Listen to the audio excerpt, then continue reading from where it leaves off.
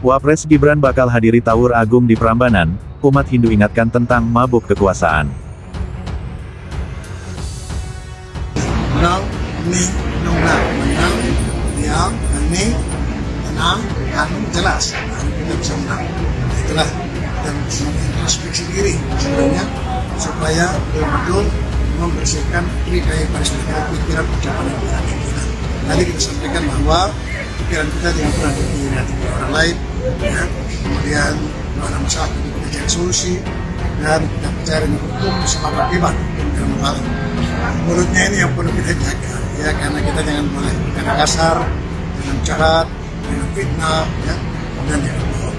Kemudian tindakannya tadi karena ada malas, pasti ada 10 hal yang buruk yang tidak perlu dikerjakan. Jangan malas, ya, jangan pernah kita putus asa, dan jangan pernah pikiran gelap, jangan bohong, jangan jadi pembalap, jangan jahat, ya, jangan mencuri, jangan berdosa, jangan tipu, dan terakhir jangan mabuk air putih atau buah mabuk jabatan.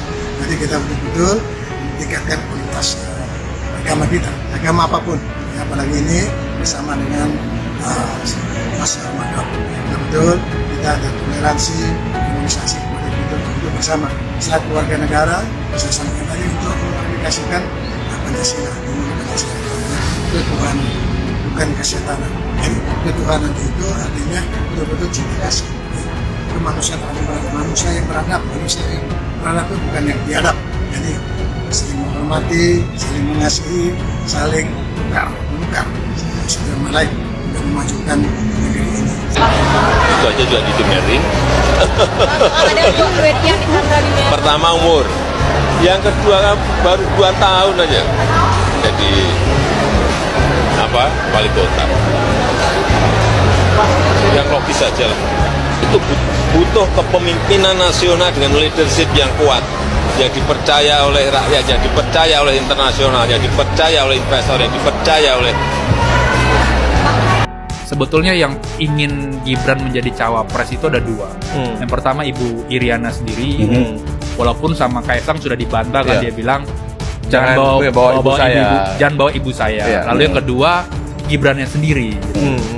Nah, kita diskusi lah sama orang-orang yang mengetahui kenapa Ibu Iriana ini pengen anaknya menjadi cawapres, karena ada kemarahan dari Ibu Iriana terhadap Ibu Megawati. Plan B-nya adalah kalau tidak ke pusat atau menjadi cawapres, Gibran akan didorong atau di-endorse menjadi calon gubernur DKI Jakarta untuk pilkada yang akan datang.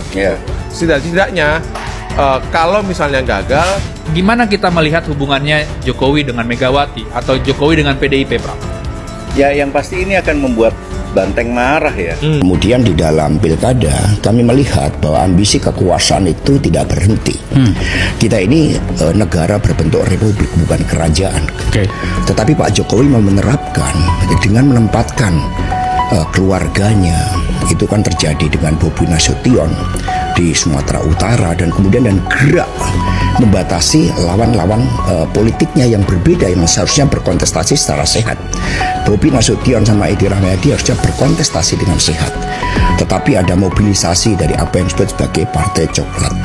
Kemudian di Jawa Tengah antara Andika Perkasa dan Komjen Polisi Purnawirawan Lutfi harusnya berkontestasi dengan sehat, tetapi kemudian di Boyolali ada adik dari saudara David yang sangat dekat dengan Pak Jokowi.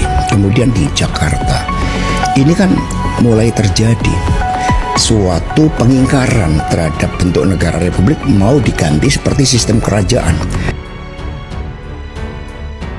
Umat Hindu dari seluruh penjuru tanah air akan berkumpul di Candi Prambanan pada Jumat, tanggal 28 Maret tahun 2025 untuk melaksanakan Tawur Agung Kesanga.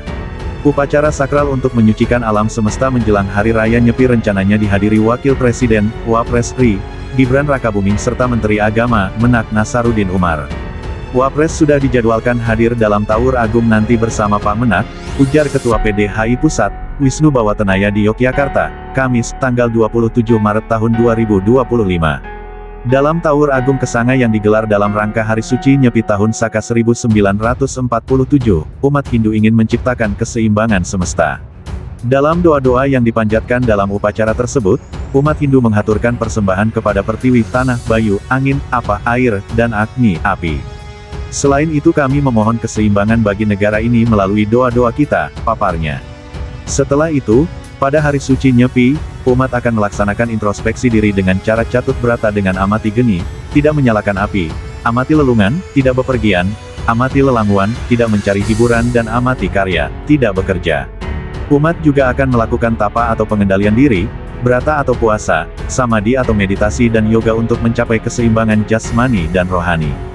Dengan diam, hening, dan tenang, kita bisa lebih dalam mengintrospeksi diri, membersihkan pikiran, ucapan, dan perbuatan, paparnya.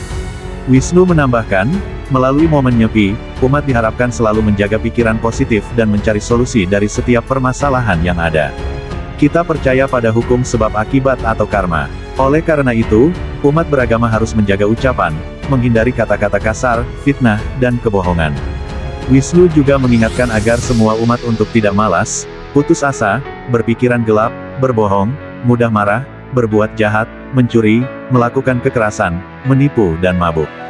Jangan mabuk, baik mabuk minuman keras maupun mabuk jabatan. Kita harus meningkatkan kualitas kehidupan beragama, apapun agama kita, dengan tetap menjunjung tinggi toleransi dan keharmonisan dalam hidup bersama sebagai warga negara, tandasnya. Wisnu menambahkan, seluruh umat beragama diharapkan mengamalkan Pancasila, khususnya sila pertama, yaitu ketuhanan yang Maha Esa, yang berarti mengedepankan cinta kasih dan kemanusiaan yang beradab. Kita harus saling menghormati, mengasihi, serta bekerja sama demi kemajuan bangsa. Dengan demikian kesadaran umat semakin meningkat, karena agama membimbing kita ke arah yang lebih baik, ilmu pengetahuan mempermudah hidup kita, dan seni menghaluskan budi pekerti kita, imbuhnya.